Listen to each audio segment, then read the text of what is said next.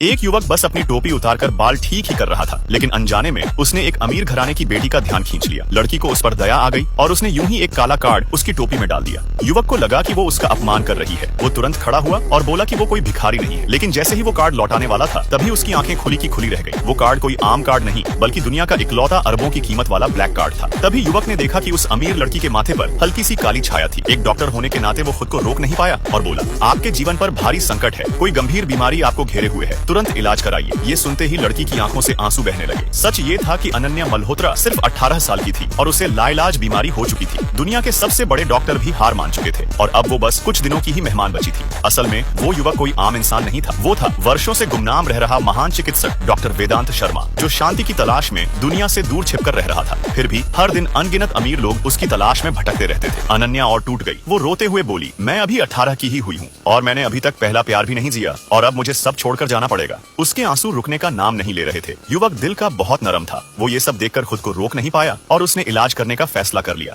लेकिन जैसे ही वो नाड़ी देखने लगा तभी वहाँ आलीशान गाड़ियों का काफिला आ पहुंचा। गाड़ियों से उतरे अनन्या के परिवार वाले, बॉडीगार्ड और 3 मशहूर डॉक्टर। एक डॉक्टर घमंड से बोला, नाड़ी तो बिल्कुल ठीक है, बीमारी कहाँ है? अभी उसकी बात खत्म भी नहीं हुई थी कि अनन्या ने मुंह से काला जहरीला खून उगल दिया और बेहोश हो गई। ये देखकर उसके पिता मल्होत्रा साहब घबरा गए। तीनों डॉक्टरों ने पूरी कोशिश की लेकिन कोई भी कुछ नहीं कर पाया। टूटे हुए पिता ने रोते हुए कहा, अगर कोई मेरी बेटी को बचा ले तो मैं अपनी पूरी दौलत, पूरा खानदान सौंप दूंगा। एक डॉक्टर ने गहरी सांस लेकर कहा, दुनिया में सिर्फ एक ही इंसान ये कर सकता है, वो है वर्षों से गुमनाम डॉक्टर वेदांत शर्मा। मल्होत्रा साहब बोले, मैं उन्हें कैसे ढूंढूं? बेटी के लिए मैं सब कुछ कुर्बान कर दूंगा। डॉक्टर बोला, उन्हें ढूंढना नामुमकिन है, अरबों डॉलर देने वाले भी उन्हें नहीं देख पाए। ये सुनकर पूरा परिवार टूट गया। सबको लगा अब कोई उम्मीद नहीं बची, लेकिन किसी ने नहीं सोचा था कि सामने खड़ा साधारण सा युवक ही वो महान डॉक्टर वेदांत शर्मा है। ब्लैक कार्ड की याद आते ही उसने इलाज करने का फैसला किया, लेकिन तीनों डॉक्टर हंस पड़े। एक सड़क छाप आदमी हमारी मालकिन को छुएगा? युवक ने किसी की परवाह नहीं की और बोला, ये बीमारी बेहद दुर्लभ है, शून्य छाया नस रोग है। एक डॉक्टर चौंक गया, ये तो सिर्फ प्राचीन ग्रंथों में लिखा है,